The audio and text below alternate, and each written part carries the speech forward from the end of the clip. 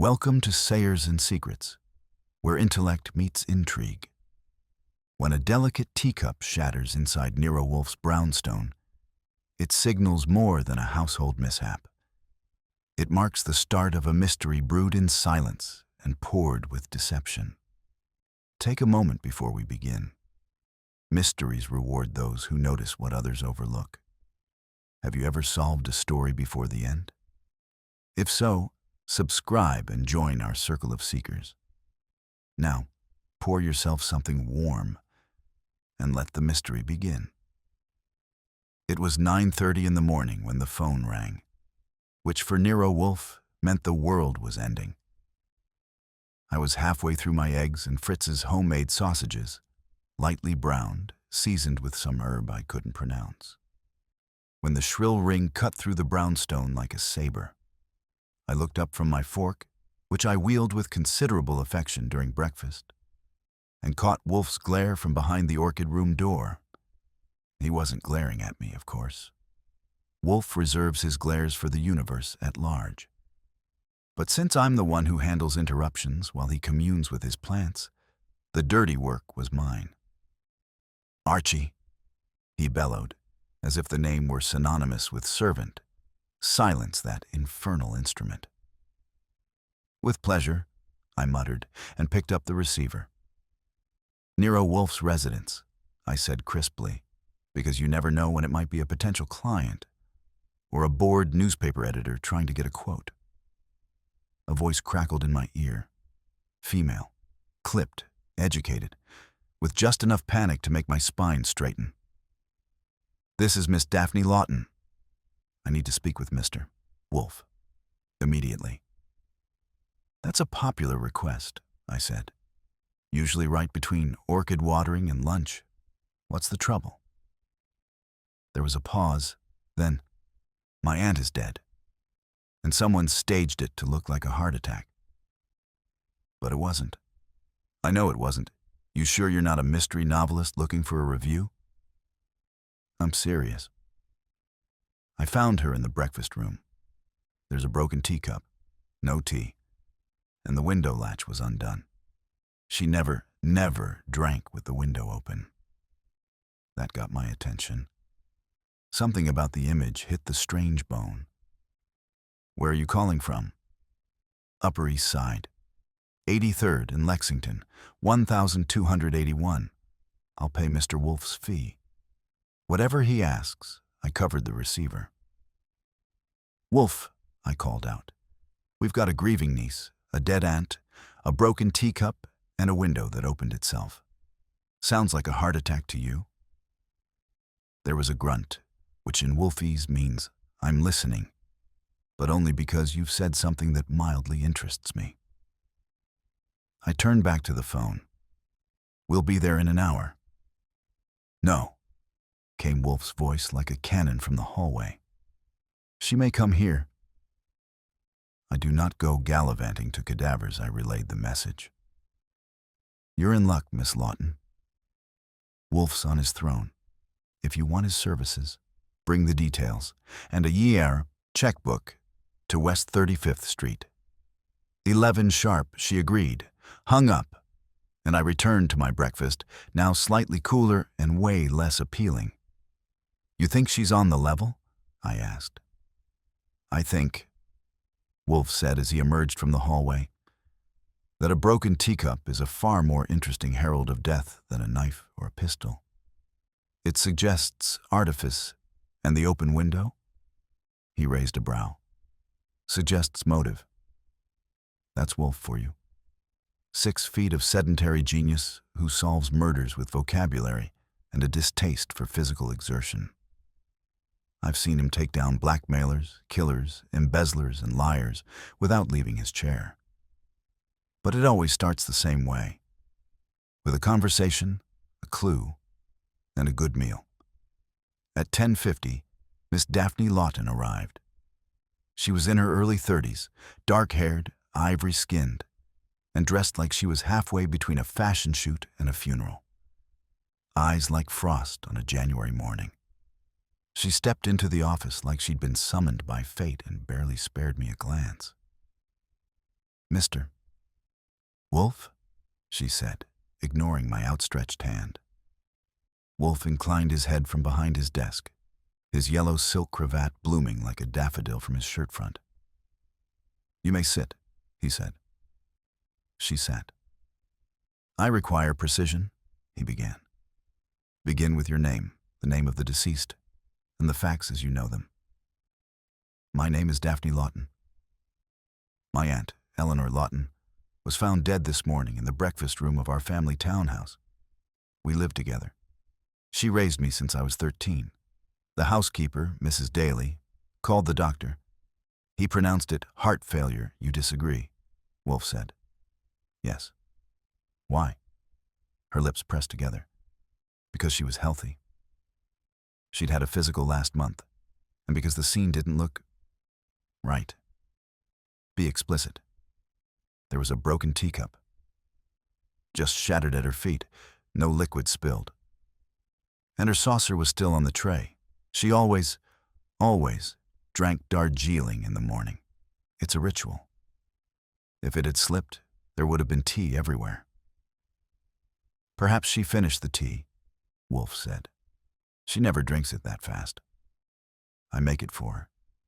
3 sips, always, before it cools. And the window. She hates open windows. Drafts? I asked. She said they muddled her sinuses. Wolfe closed his eyes. Miss Lawton, what do you expect of me? She hesitated. I want you to prove it wasn't natural. Wolfe opened his eyes. And if it was? Then I'll accept it. But I'll never believe it. That sounded like emotion, but her tone was steel.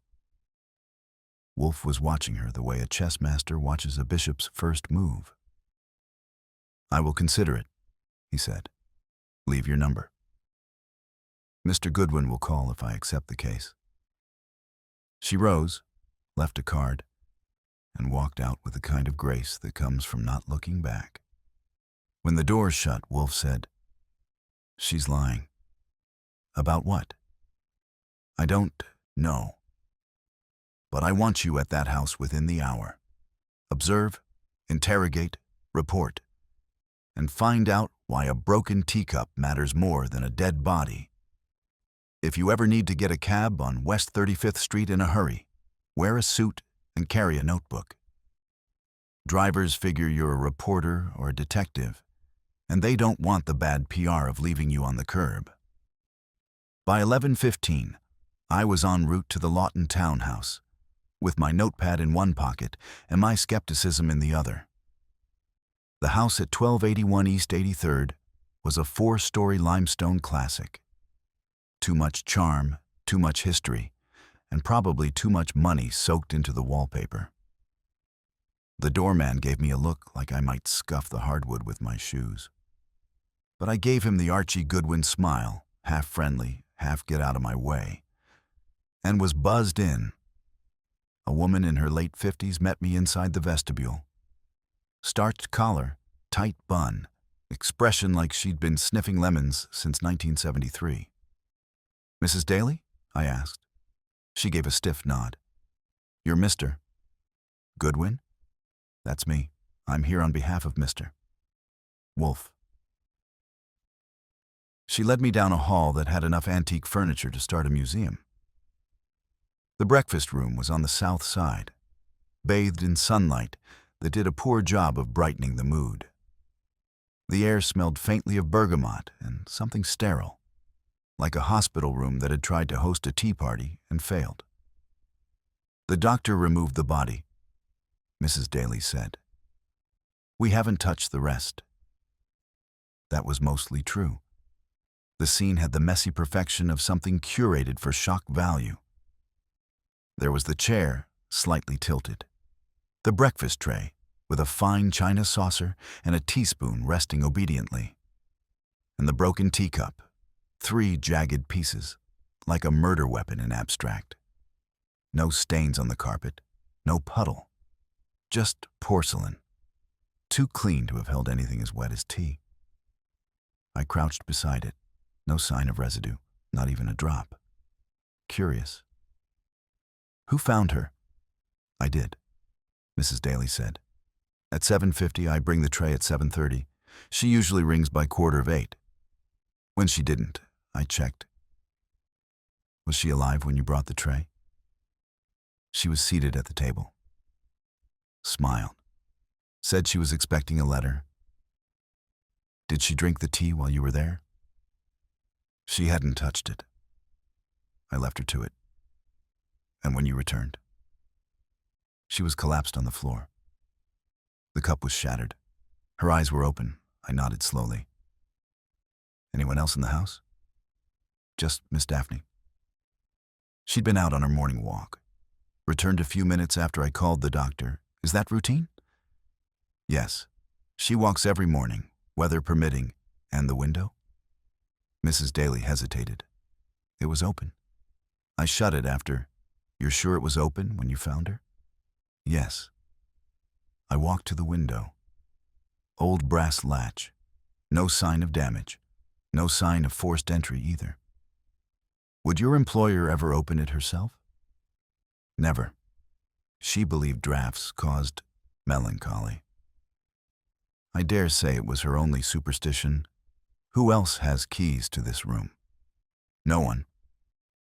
The interior locks are hardly used. We're not in the habit of barring doors in this household. I took out my notebook. And the doctor? Dr. Miles Farrell. He's been her physician for 10 years. Lives on 81st. He arrived at 8:10 and declared it heart failure. Wrote it off like a forgotten bill. I made a mental note to have Wolfe get his hands on the autopsy, if there ever was one. I looked again at the cup. 3 clean breaks. No wet ring, no splash. I stood. I'd like to speak with Miss Lawton. She's in the library. 2nd floor. The library was a room out of some Ivy League fever dream. Walnut paneling, books no one had read in 50 years, and Daphne Lawton pacing like a cat who suspected the housekeeper had rearranged the rugs. Mr. Goodwin, she said. Not quite warm, but not entirely frosty. Did you see? I saw. And I have questions. She gestured for me to sit. But I preferred standing. Keeps people off balance. Your aunt's cup. Why do you think someone staged it? She walked to the fireplace. Because she would never have dropped it. She loved that cup. It was a gift from her sister. She used it every morning. That's not quite proof of murder. She turned sharply. But it is proof of strangeness. And strangeness demands inquiry. Who would want her dead? No one. She was generous to a fault, but she kept secrets. Any recent arguments? Strange visitors? She hesitated. 3 days ago, she received a letter. She burned it in that fireplace immediately after reading it, said it was old business. When I asked, she changed the subject. Who handles the estate? I do. I'm her only heir. Convenient, I said. She flinched. Is that an accusation? It's an observation. She crossed her arms. Look, I don't care what you think of me. Just find out what happened. I nodded and started toward the door. One more thing. Why was the window open? She blinked. What? Your aunt hated drafts. She said nothing. Then, I don't know. But I swear to you, I didn't open it. That pause before her answer was just long enough to plant a seed. I left the library, walked down the hall, and opened the door to the study. It was locked. I made a note of that too. People with nothing to hide rarely lock anything. Back downstairs, I tipped my hat to Mrs. Daly and exited into the late morning glare. Back at the brownstone by 1, I found Wolfe at his desk, chewing through a volume on Greek horticulture like it owed him money. Well? He asked without looking up. The cup was clean. No tea, no splash. Window open, niece evasive, housekeeper precise. Wolfe grunted. Murder? Too soon to say. He closed the book. Then say this. Call Saul Panzer. Have him investigate Eleanor Lawton's. Correspondence over the last month. Letters sent, received, and destroyed. Particularly the one that met a fiery end. And if I can't find that letter, then find who knew what it said. He leaned back, fingers steepled. Because someone, he said, killed a woman with tea that left no trace.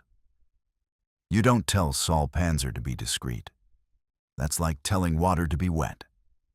By the time I rang him from the corner phone booth near the brownstone, he'd already pulled up Eleanor Lawton's obituary, run a check on her known associates, and ordered a corned beef sandwich. Burned letter? Saul asked. Yep. According to the niece, it arrived 3 days ago and was cremated right after she read it. Wolfe wants everything he can get. Sender, contents, return address, type of stationery if you can swing it. Sure. I'll call in some favors at the local postal hub. If it was tracked or registered, I can get the delivery info. And if it wasn't? Then I'll see what ashes haven't been vacuumed yet. I hung up and stepped back into Wolfe's office, where he was pretending to read a monograph on the rare subspecies of the Miltonia orchid. But I could tell he was thinking about tea. Not the kind you drink, but the kind that leaves no residue and prompts unnatural deaths. You sent Saul? He asked. Yes, and he's sniffing through letters like a hound with a postman's grudge. Excellent. Now what? Now we invite the doctor. Dr. Farrell? Indeed.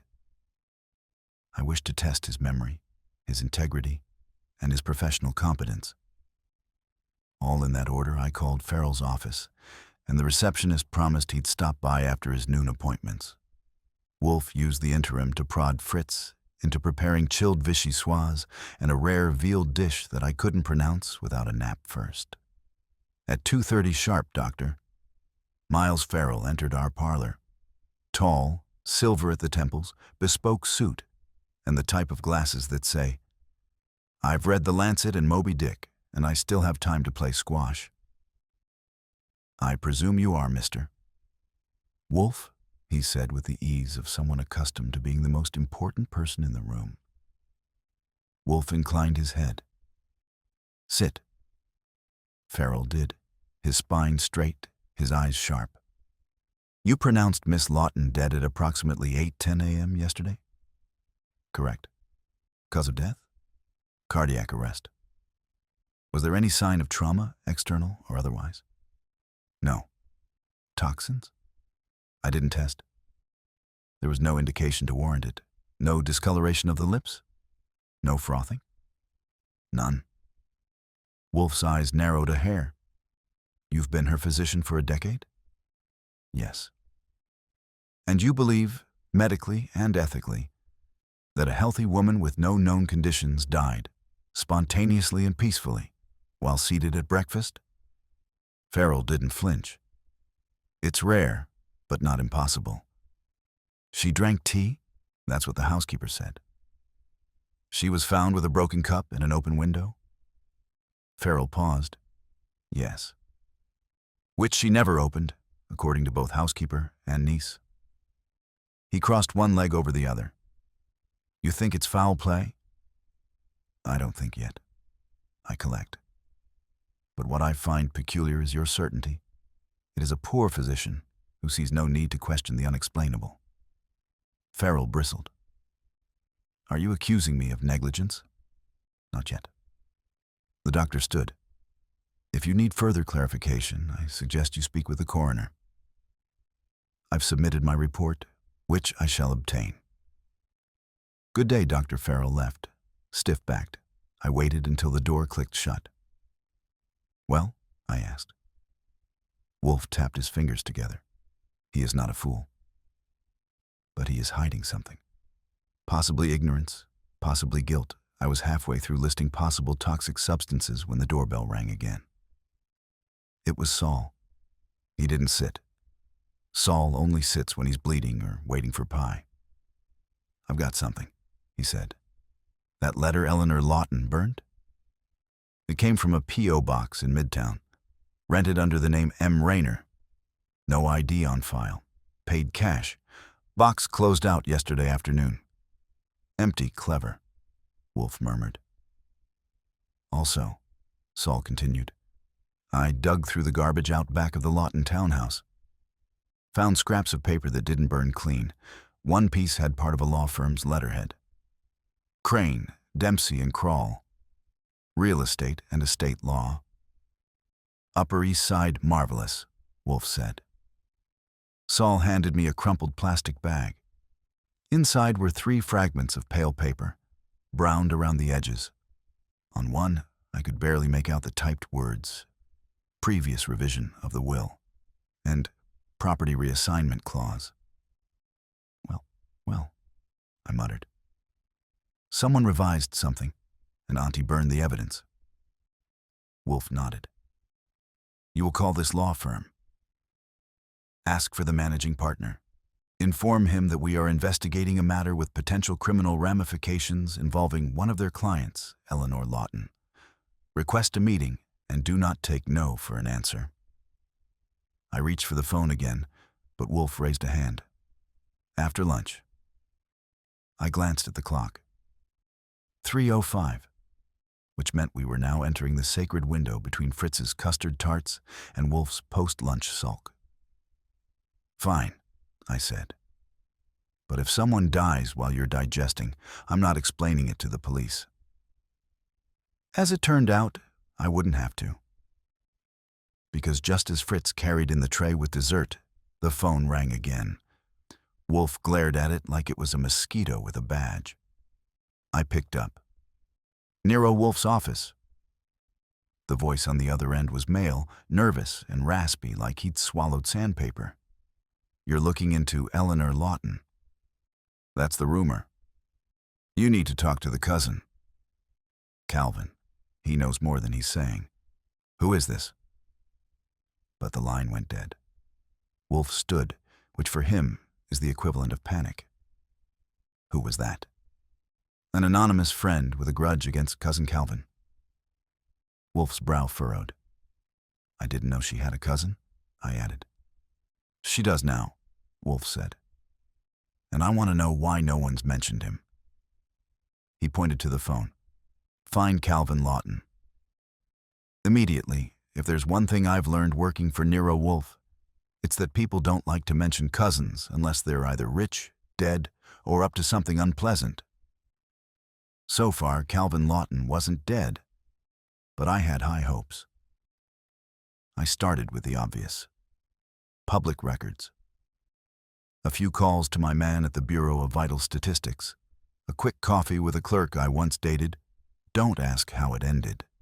And I had a file on Calvin Lawton thicker than a Sunday roast.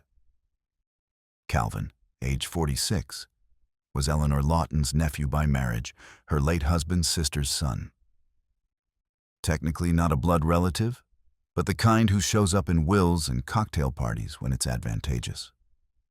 A drifting portfolio manager who'd seen better market days, he'd declared bankruptcy twice, had a penchant for luxury watches, and currently resided in a Soho walk-up leased under his girlfriend's name.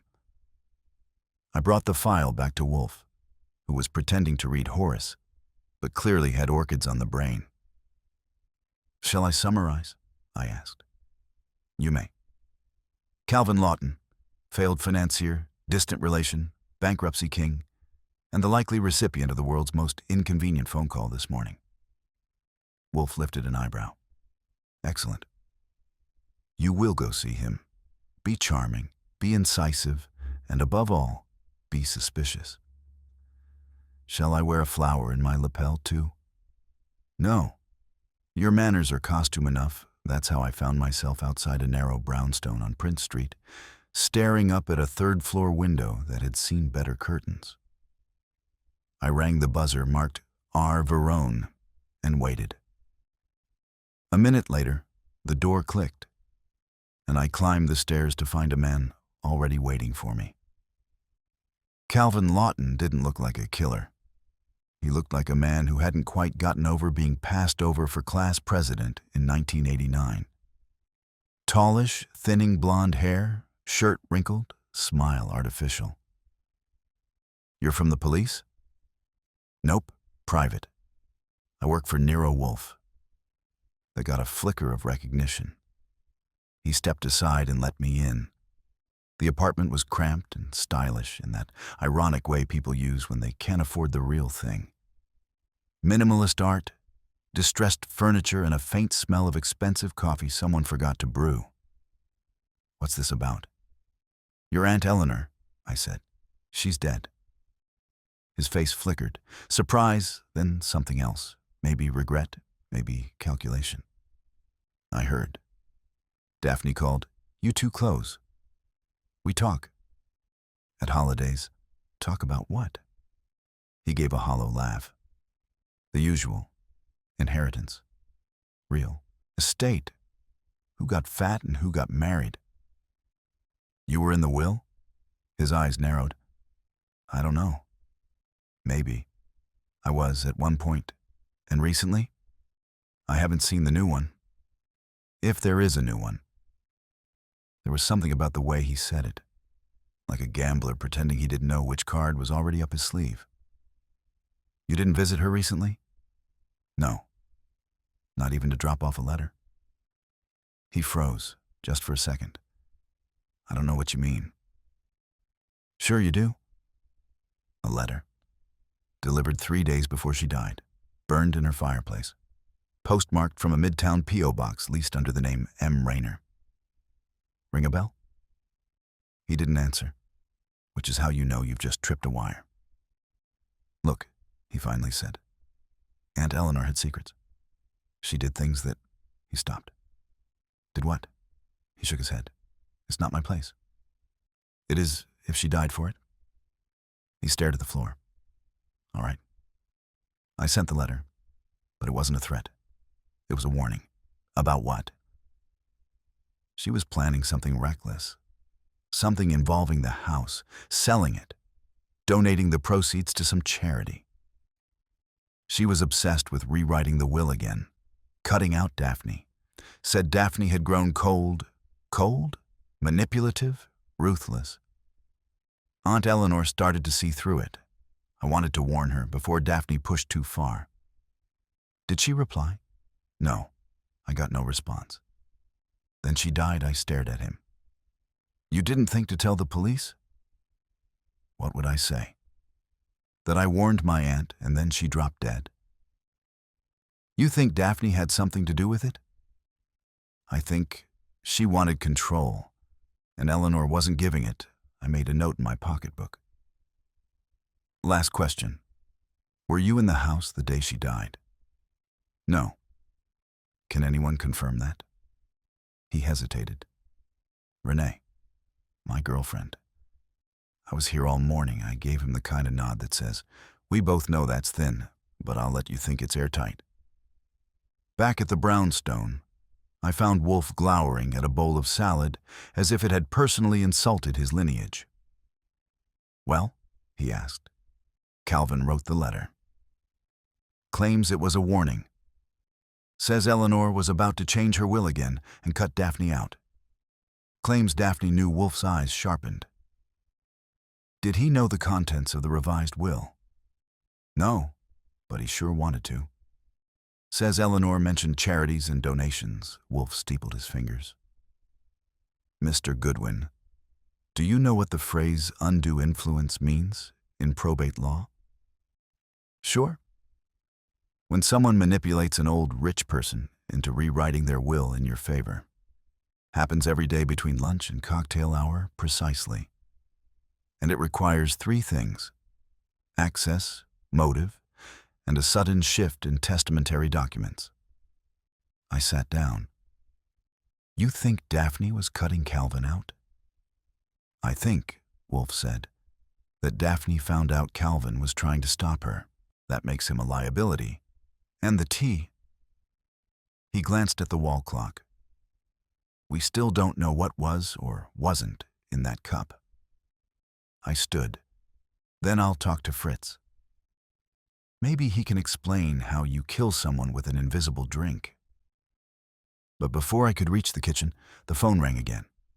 I picked it up. Wolfe residence. The voice was tight, whispering, almost inaudible. You're looking at the wrong person. It wasn't the niece. Who is this? I'm in danger. She saw me the night before.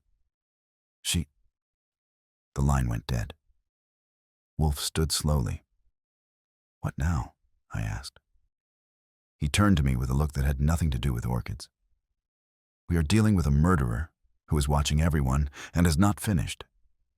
By the time I put the phone down, Wolfe was already halfway to his desk, which for a man who moves about as often as Halley's Comet was a thing to behold. Anonymous again? He asked. Same voice. Whispered, rushed. Claimed we're looking at the wrong suspect. Said she saw me the night before. Then hung up. Wolfe settled into his chair, like gravity owed him rent. So now we have two women in play. One who may have seen something, and one who may have orchestrated everything. Which is which? I asked. That, he said, is the question. I crossed the room to the bookshelf, flipped open the file I'd started building, and tapped the page where Daphne Lawton's movements were written down like a schoolgirl's field trip report. According to Daphne, she was on her morning walk the day her aunt died. Left the house just after 7. Returned shortly after Mrs. Daly found the body, and the night before. She said nothing. Wolfe tapped a finger. Then that's where we looked next. I headed for the kitchen to have a word with Fritz. If someone in the house had doctored tea, left a trace, or even requested something peculiar, Fritz would know. He didn't just cook. He observed, catalogued, and remembered like a Michelin-starred hawk. He was polishing a copper pot when I entered, his white apron crisp as a bank ledger. Ah, Archie, he said, without looking up. There's a custard chilling that will renew your faith in humanity. Save it for the post-murder celebration. Right now, I need a culinary cross-examination. He raised a brow. Eleanor Lawton. Breakfast, the day of her death. What do you know? Fritz considered. She was not my client, obviously, but I know the type. Traditional, fixed routine. Darjeeling, steeped 4 minutes, 2 sugar cubes, no lemon. Light toast, occasionally a soft-boiled egg. Could poison be slipped into the tea? Easily, especially if disguised in sugar or added before steeping. She used loose leaf? No. Pre-filled sachets, I believe. Imported anything in Darjeeling that would mask taste? It's floral. Mild. You could hide arsenic in it with a sneeze and a stir. How fast would symptoms show? Depending on the poison? Seconds to minutes. Some substances mimic cardiac failure. Digitalis, cyanide, certain mushrooms. You ever hear of poison that kills without leaving a trace? Fritz smiled grimly. Only in fiction. But absence of evidence, as Mr. Wolfe would say, is not evidence of absence. Right. So someone could have slipped something into the tea, and if the cup shattered before she drank, there'd be no trace. Unless she drank part of it and the rest was spilled, say, deliberately. I froze. That was a new angle. She could have sipped, then dropped the cup. Or someone dropped it for her. Meaning someone was in the room. Precisely. Back in the office, Wolfe was on the phone with Saul Panzer. When he hung up, he looked mildly less constipated than usual. Saul confirmed something, he said. The revised will Eleanor Lawton was working on? It existed. Crane, Dempsey, and Crawl received the signed draft 2 days before her death. It removed Daphne as sole heir and replaced her with a charity for women's education. That had caused friction, I said. Yes, and more importantly, it never reached probate. So the old will still stands. Exactly. Daphne inherits everything, I whistled low. And Calvin gets nothing. Worse, Wolfe said. Calvin knew. He tried to stop it with that letter. Daphne intercepted or discovered it. Eleanor likely confirmed her intent. And then, quite suddenly, she dies. That smells like motive. Wolfe stood again, twice in one day, a record. I want Daphne back here. You will invite her cordially but firmly. Say I have further questions and will not proceed unless she cooperates, and if she refuses, then tell her I shall inform the executor of the will that a new draft exists and its disappearance is most troubling. I made the call. Daphne, cool as ever, agreed to return by 6. While we waited, I called Calvin to confirm his whereabouts again. His story hadn't changed. He was at home with his girlfriend that morning. The girlfriend, Renee Verone, sounded sleepy and annoyed when I reached her. Yes, he was here. We had a late night. Slept in. Did he leave at any point? No. I would have heard thin, but enough to keep him off Wolfe's warpath, for now. At 6 sharp, Daphne entered the office. She was in a navy dress this time, high-collared, minimal makeup, and not a trace of mourning. You requested me? She asked Wolfe. Yes. Sit, she sat. You said nothing about your aunt's will. She didn't flinch. I didn't think it was relevant. You knew she'd changed it? Her chin lifted slightly. She mentioned it. Said she was considering leaving part of the estate to charity. You neglected to share this because I didn't think she'd actually do it. She talked of changing it often. It was a game with her. She signed it. Now she flinched. You intercepted the letter from Calvin Lawton, Wolfe said, voice like steel dipped in velvet. You confronted your aunt. She confirmed her intent. That left you one option: stop her before the document became enforceable. That's absurd, Daphne said. Is it? You were in the house that morning. Mrs. Daly never saw you leave. You claim to have gone walking, but no one confirms it. And the window, left open? Strange for a woman who feared drafts. Perhaps someone climbed in, or made it look that way. Her hands tightened in her lap. You're twisting this. I am presenting logic. I stepped forward. What were you doing the night before your aunt died? Daphne blinked. Excuse me? Someone saw you. Saw you do something. They're scared. They called us. Wolfe leaned in. Who saw you, Miss Lawton? And what did they see? She opened her mouth, and the front doorbell rang. I moved toward it. Wolfe didn't speak. Daphne's face turned pale. Outside the door stood Mrs. Daly. In her hand was a sealed plastic bag. I found this, she said quietly, behind the radiator in the breakfast room. Inside the bag was a small glass vial, empty, labeled in smudged ink, digitalis. I've seen a lot of things working for Nero Wolfe: poisoned cigars, forged suicide notes, and once a murder solved using the reflection off a cat's water bowl. But when Mrs. Daly handed me that little glass vial labeled digitalis, I felt the kind of chill that doesn't come from air conditioning. She held it like it might bite.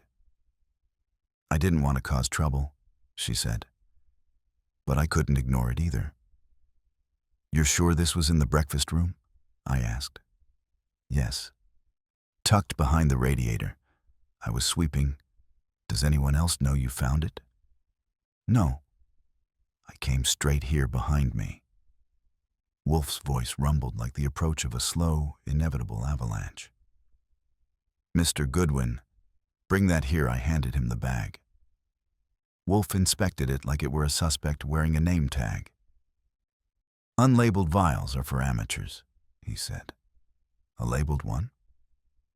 That's a statement. Daphne, still seated, didn't move. Her face had gone pale, not quite panic, but definitely the look of someone who just saw the pieces on the board shift dangerously out of favor. I've never seen that before. she said quietly. You're certain? Wolfe asked. I swear it. Wolfe nodded to me. Call Inspector Kramer. Tell him we have an object that may constitute evidence in a suspected homicide. Now, you don't just call Inspector Kramer at dinner time unless you're ready to get barked at like a rookie patrolman who parked in the commissioner's spot. But when I mentioned poison, Eleanor Lawton, and found in the breakfast room, his growl became significantly less hostile. I'll be there in 20 minutes, he said. When I relayed this, Wolfe turned to Daphne. Miss Lawton, you would be well advised to remain until the inspector arrives. She didn't argue. That in itself told me something. 22 minutes later, I timed it, Kramer burst into the brownstone like a gale in a trench coat. He had his usual cigar, his usual scowl, and, if I wasn't mistaken, his Tuesday tie, which meant he was pulled off a steak dinner. Wolfe, he barked, this better not be one of your games. Inspector, Wolfe said smoothly. This is quite serious. Observe, he passed over the vial. Kramer examined it, eyebrows lifting. Digitalis? So it says, Wolfe replied. Found by Mrs.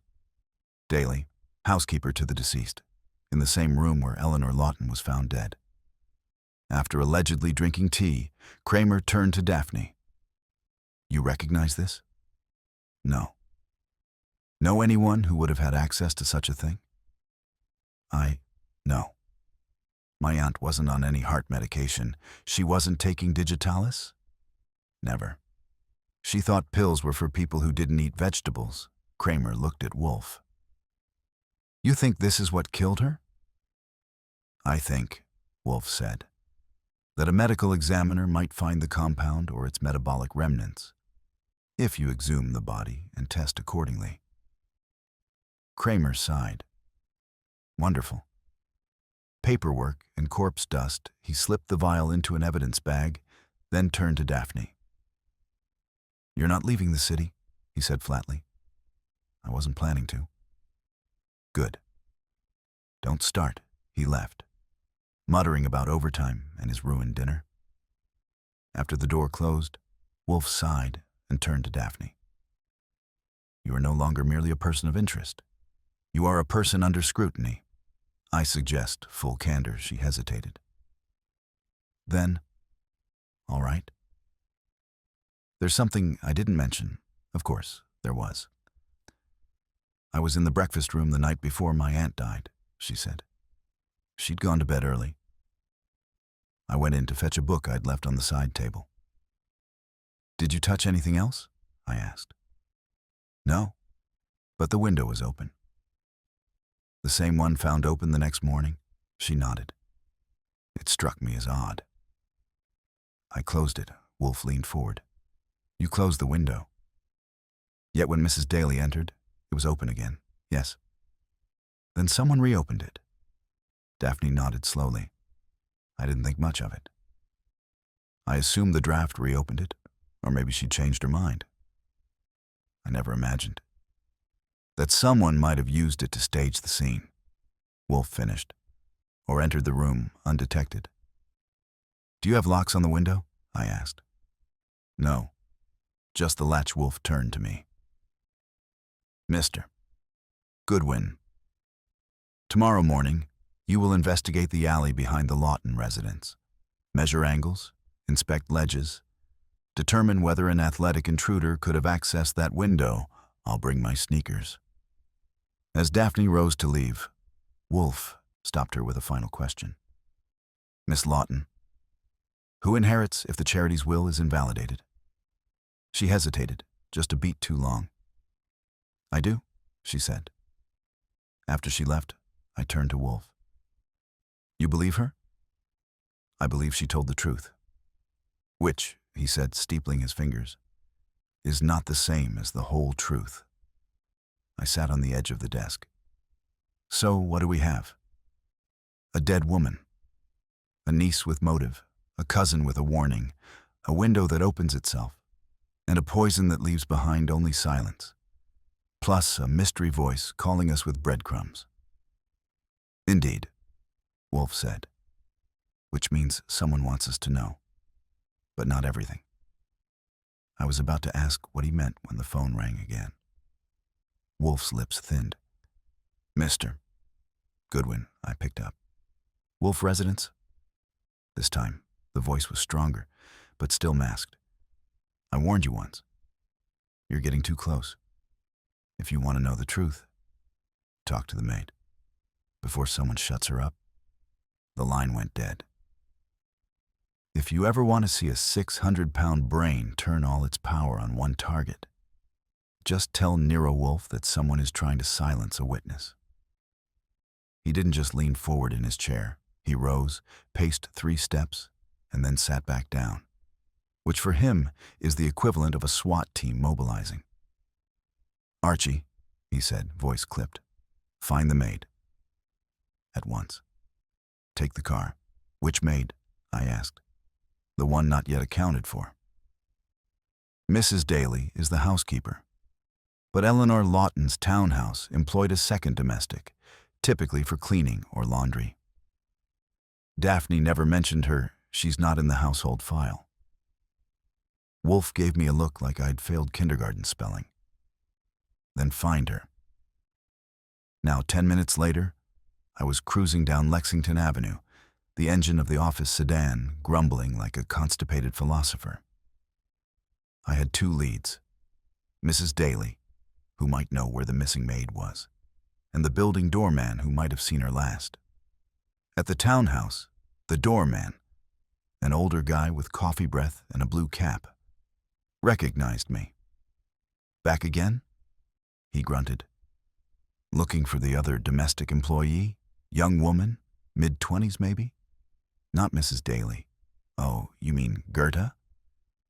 Gerda, I repeated, as if filing it under M for mystery. Does she still work here? She used to come in on Mondays and Thursdays. Cleaning mostly. Eastern European girl. Quiet. Jumpy. Seen her since the old lady died? He scratched his neck. Not since last Thursday. She came in, looked pale, and left early. Didn't even finish the parlor, leave a number or address. He shook his head. But I know she lives up in Astoria. Somewhere near 33rd and Broadway. She once mentioned a Polish grocery she visits there. It wasn't much, but it was something. After a few false starts and some linguistic acrobatics involving 3 store clerks, 2 pierogi, and a lot of pointing, I found Gerta Sokolova's apartment above a laundromat that smelled like soap and sorrow. She opened the door a crack, blonde hair pinned tight, eyes darting like sparrows. I don't want trouble, she said in a thick accent. You've got it already, I replied. Unless you talk. I didn't do anything. Neither did Eleanor Lawton. But she's dead, and someone thinks you saw something. You're not safe unless you talk to Wolfe. Wolfe? The fat man? That's him. She bit her lip. I only saw a shadow. When? The night before she died. I was dusting in the hall. I saw Miss Daphne go into the breakfast room. She had papers in her hand. Then I heard her talking, angry, but not loud. Was the aunt in there? No. The bedroom light was off. So who was she talking to? I think the room was empty. She was talking to herself. Or maybe practicing. Like pretending to talk to someone, reading from a paper. Then she tears it. Throw in trash, my ears perked. What trash? Small bin. In the hallway. I emptied it the next day.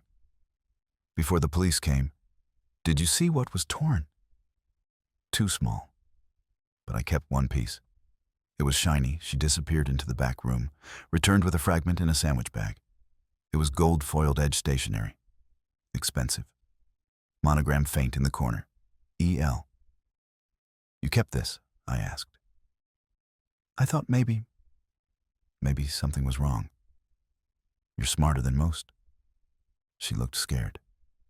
Can I come with you? I don't feel safe. Sure, I said. But I'll be the one watching the rearview mirror. Back at the brownstone, I ushered Gerda into the office. Wolfe rose slightly as she entered, his idea of gallantry, and gestured to the red chair. Miss Sokolova, he said, you have done a brave thing. Tell me exactly what you witnessed. She repeated the story. Daphne entering the room with papers, muttering, tearing something up, disposing of it. She handed Wolfe the paper fragment. He studied it, then turned to me. Archie, call Crane, Dempsey, and Crawl. Ask if their firm uses gold-edged monogrammed stationery for official will drafts. I made the call. The receptionist checked. No, she said. We use watermarked ivory stock. No color, no foil. I relayed that to Wolfe. His mouth curved ever so slightly. Miss Lawton, he said slowly, fabricated a document. I blinked. A fake will? Not a full document, just enough to convince someone that it existed. Gerda's voice quavered. You think she killed her aunt? I think, Wolfe said, that Miss Daphne staged a drama. Created a fake draft, confronted Eleanor, perhaps even frightened her. Then, when Eleanor insisted she would finalize a genuine will with her lawyer, Daphne acted. But how do we prove it? I asked. Wolfe's eyes gleamed. We don't. She will, he turned to Gerda. Would you testify? If you protect me. We shall. The phone rang again, I answered. This time no whisper. A woman's voice, clipped, nervous. This is Renee Verone, Calvin's girlfriend. He left something here. I think it's poison. My hand tightened on the receiver. Where are you? At the apartment. He doesn't know I found it. Please, can you come now? Wolfe heard. His expression didn't change. Go, he said. Take Saul with you. And a pair of gloves. If there's one thing worse than finding poison in a dead woman's breakfast room, it's someone calling to tell you they found more in the suspect's sock drawer. I picked up Saul Panzer on the way. When it comes to tailing someone without being seen or entering a place without rattling the doorknob, Saul's the man. He doesn't blink unless it's worth the breath it costs. We arrived at Renee Verone's building in Soho, the same one I'd visited earlier for my chat with Calvin Lawton. This time, the lobby light was flickering, the elevator wheezed, and the doorman was on break, or non-existent. Renee opened the door before we even knocked. Her eyes were red-rimmed, and she kept glancing over her shoulder like Calvin was going to materialize with a shotgun and a bad attitude. It's here, she said. I didn't know what to do. I panicked. I remember you called. I remembered the name, Wolfe. She led us into the apartment. It was dim, the blinds drawn. Calvin's coat was still on a hook near the door, and a half-finished scotch stood on the coffee table. I was cleaning, she said. He was out. I found it in the linen drawer under the bed. She handed me a small brown vial. No label, no markings. Just a glass container and a metal cap. I glanced at Saul. He gave the tiniest nod. Did you open it? I asked. No. I didn't touch anything else. I didn't even want to hold it. I wrapped it in a towel. I slid it into an evidence bag from my coat pocket. You sure Calvin didn't say anything about this? She hesitated. A week ago, I heard him on the phone. He was upset. Kept saying, if she files that version, I'm finished. I thought it was about money. Now I'm not so sure. Did he ever talk about Eleanor? He called her a stubborn cow. Said she owed him more than the scraps of a dying woman's guilt. Charming. I looked around. Saul had moved to the bookshelf, eyeing a half-burned candle and a pile of unopened mail. You said he was out. Where? Didn't say. Left 20 minutes before I called you. took his briefcase. Looked nervous. I handed her Wolfe's card. If he comes back, call this number. Don't tell him you found the vial. And whatever you do, don't let him know you talked to us. She nodded, already regretting every choice that had led her to Calvin Lawton. Back at the brownstone, Wolfe was waiting, which means he'd postponed Orchid. A major concession. Well, he asked. I held up the vial. Found in the sock drawer. No label, no receipt, no defense. Wolfe took it between two fingers like it might detonate. And Miss Verone? She's scared. She'll testify if it comes to that. Heard Calvin ranting about the will, overheard him saying he was finished if it went through. Motivation enough, Wolfe said. But then, why poison that leads back to him? Maybe he panicked. Or maybe it was planted. Wolfe looked up sharply. Precisely. That gave me pause. You think someone's framing him? Let us reason. Calvin knew he was being excluded. He warned Eleanor via a letter, ill-advised but hardly criminal. He had motive, yes. But the evidence appears at the very moment we begin closing in on Daphne. First, a vial behind a radiator. Then another in his apartment, conveniently discovered by a girlfriend with cold feet. Saul nodded. Too neat. Exactly, Wolfe said. Neatness is the enemy of truth. Then the poison at the townhouse? I asked. Real. But the second vial may be counterfeit or harmless. A decoy to redirect suspicion. You think Daphne planted it? She had an opportunity. She knew Calvin was growing nervous. She could have predicted his girlfriend might find it and trust us instead of him. I rubbed my chin. So Daphne kills Eleanor.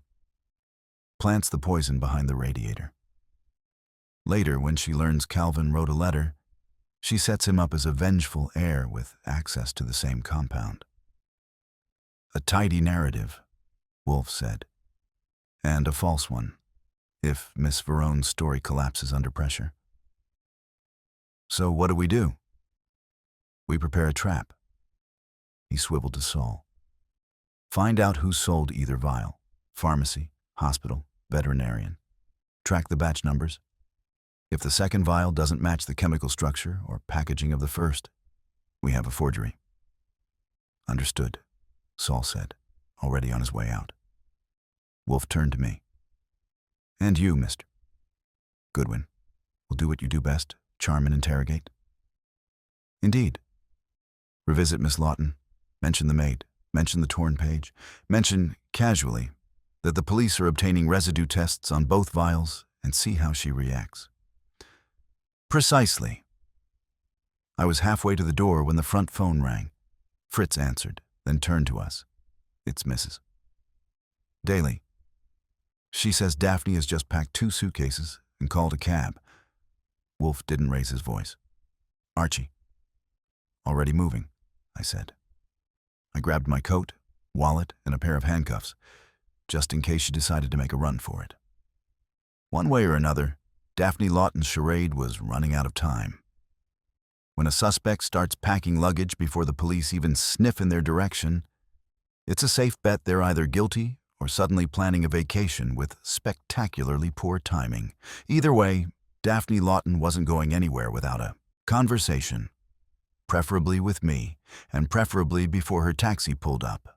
I pulled up to the townhouse on East 83rd just in time to see the cab idling at the curb and Daphne on the front steps, a navy blue suitcase in one hand and a leather weekender slung over her shoulder.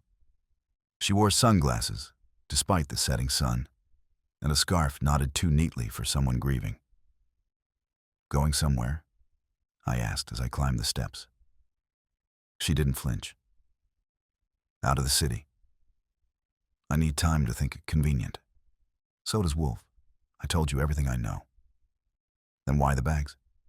I can't stay in that house. It's poison now. That choice of words caught my ear. Interesting word, she sighed. If you're here to accuse me again, save it. You've already made up your minds. Maybe. But we found another vial that stopped her. Another. In Calvin's apartment.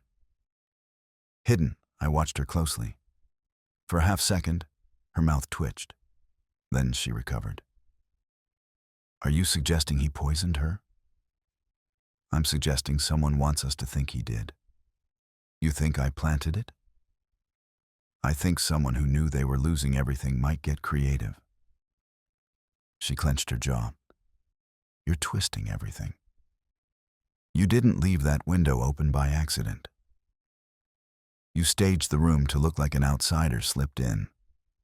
But you forgot Gerda saw you the night before, arguing with yourself, tearing paper. I wasn't. You were rehearsing. Playing both parts, faking a confrontation that never happened. Then you destroyed the fake will and made sure no one ever saw the real one. Her voice dropped. You have no proof. I pulled the small foil-edged scrap from my pocket. Gold stationery with your aunt's initials. Crane and Dempsey never used this. You did. To trick her. Or to scare her. She looked down at the suitcase. You don't know what it was like. No, but I know Eleanor was planning to leave everything to a charity. You weren't just going to lose the house. You were going to lose the story, the legacy. You thought she owed you, she did. There it was, a sliver of truth under all the varnish. She raised me like a stranger in her museum of regrets. Every wall was his, her dead husband's. Every chair, every portrait. I was tolerated, not loved. Until I made myself indispensable, and then she changed her mind. She was getting soft. Talking about redemption, wanting to fix the past. I begged her not to. I offered compromises. She wouldn't listen, so you made her tea. She hesitated. She barely drank it. She said it tasted odd. Then, she stood up, said she needed air. I panicked. I grabbed the cup, dropped it. It shattered. She collapsed. You still had the poison in the tea? Yes, but it was only a few sips. You broke the cup to hide the evidence. I didn't think. No. You planned. You staged. The room. The window. The story. She looked away. Is Gerda going to testify? Yes. And Calvin's girlfriend found the fake vial you planted. Daphne stepped down one step. So that's it? That's it. I took the suitcase gently from her hand. She didn't resist. I suppose I should have known better than to tangle with Nero Wolfe. He's a hard man to fool. Especially when you start dropping teacups. Back at the brownstone, Wolfe listened without interrupting as I relayed everything. Her confession, the motive, the staging, the false trail. When I finished, he poured a glass of beer and sipped slowly. She was intelligent, he said at last. Yes, but lacked foresight. The problem with stagecraft is that the actors forget the audience sees more than just the script. I nodded. What now? I've already summoned Inspector Kramer. He'll be here within the hour, and the will? Saul is retrieving a duplicate from the law firm. The revised draft was never filed, but its intent is clear. With testimony from Gerda and Miss Verone, the court will likely honor Eleanor's true wishes. Daphne? She will have a lawyer. Possibly two. I sat down and loosened my tie.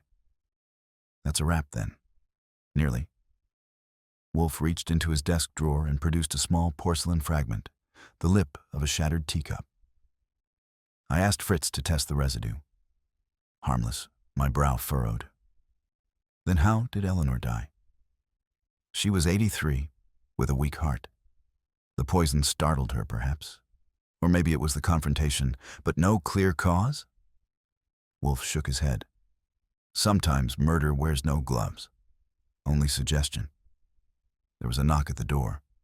Kramer, punctual as ever. I rose. Wolfe remained seated. As I walked to greet the inspector, Wolfe's voice followed me,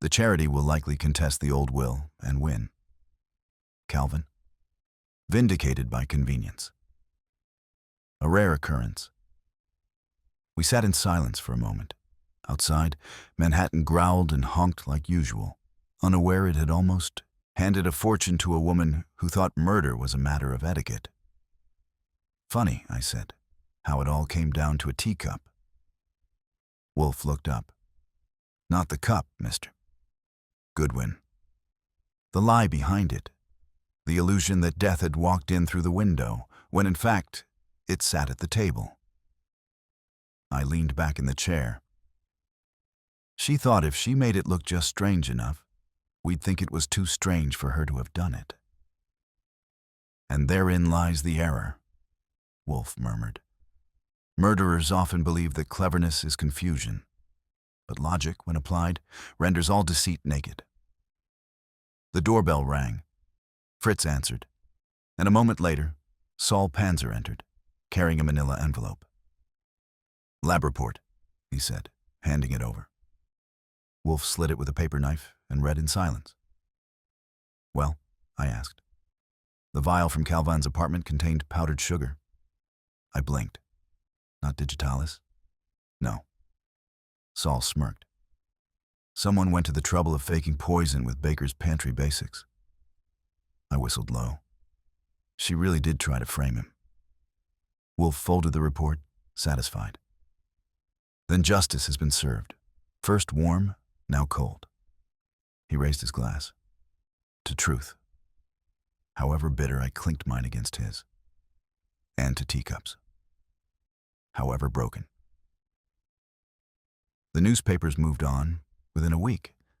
A celebrity chef's divorce, a Wall Street scandal, and the mayor's dog biting a reporter bumped Daphne Lawton from the front page to the classifieds. That's how these things go. Murder is only interesting until something shinier comes along. But inside the brownstone on West 35th Street, we weren't quite finished. Wolfe was in the plant rooms when I entered, breathing in the humid perfume of rare orchids and pretending the world beyond the glass didn't exist. I waited by the door like a school kid about to confess to sneaking into the faculty lounge. Wolfe, I said, we got the final word. He turned slightly, his hands adjusting a slender stalk of Paphiopedilum rothschildianum. From the district attorney. From Kramer. The DA took Daphne's confession, matched it against Goethe's testimony, Renee's statement, and the fake poison from Calvin's apartment. They've charged her with manslaughter and attempted obstruction. Manslaughter, Wolfe echoed, clipping a dead leaf. Not murder? She confessed to poisoning the tea, but the dosage wasn't enough to be certain it caused death. The coroner's exhumation confirmed traces of digitalis, but no definitive cause. Her aunt might have died anyway. Old heart, startled nerves, who knows? A fortunate ambiguity, Wolfe murmured. For her. Unfortunate for Eleanor. He moved to the next pot, a deep violet cattleya, and didn't answer. She's out on bail, I added, but she's going to trial. Her defense is painting her as emotionally fragile. Claimed she only meant to scare Eleanor into listening. The broken cup was a panic move, not a cover-up. And yet, Wolfe said, she staged the window, fabricated a false draft, planted poison in another's home. That's not panic, I agreed. That's production design. Wolfe sniffed the orchid, then turned and gestured toward the office. I followed him down the hallway, past the grandfather clock, past the heavy Persian rug that probably weighed more than I do, and into the world where logic ruled. The office was clean. No case files on the desk, no angry clients or agitated visitors. Just the late afternoon sun slanting through the window blinds and casting stripes across Wolfe's chair. He lowered himself into it with the kind of grace that comes with habit and reinforced furniture. Have you called Miss Verone? He asked. Renee? Yeah, she's agreed to testify. Said she feels like she got lucky, dodged a bullet, maybe even a poison vial, and the maid. Gerta's cousin in Yonkers took her in. We made sure she was safe. Good. There was a pause, just long enough for Fritz to bring in a bottle of Belgian beer and a small plate of mushroom canapés. Wolfe's reward system, carefully rationed to coincide with satisfactory case closure. I leaned back. You know, she never hated her aunt. That's the worst part. She just thought she deserved more, that she owed it. She believed herself indispensable, Wolfe said, as many murderers do. As if proximity confers entitlement. You think she'll be convicted? She will not escape entirely. But the law is often gentler than conscience. And Calvin? Will resume his downward spiral, Wolfe said, sipping the beer. But now, without the burden of suspicion? I chuckled. He'll probably write a memoir. Framed by Blood, The Lawton Legacy. Publishers love a villain turned victim, Wolfe said dryly. The phone rang. I picked it up. Nero Wolfe's office. The voice was high and clipped, male, nervous. I don't suppose you take missing persons? I glanced at Wolfe. Depends, I said. Who's missing? My sister. She vanished last night. Left a strange note, and her closet's still full. Any enemies? None I know of. But she was involved in something. I don't know what. She was frightened lately. Name? Clara. Clara Donnelly. I looked at Wolfe. He was sipping his beer, eyes closed, listening. We'll consider it, I said, and hung up. Wolfe opened one eye. Well? New case, maybe. Missing woman, nervous brother. Sounds like he thinks she ran off or was pushed. Wolfe reached for another canapé. Then let's enjoy the calm before the next storm. I poured myself a drink. The day was ending, the Teacup mystery now filed and finished.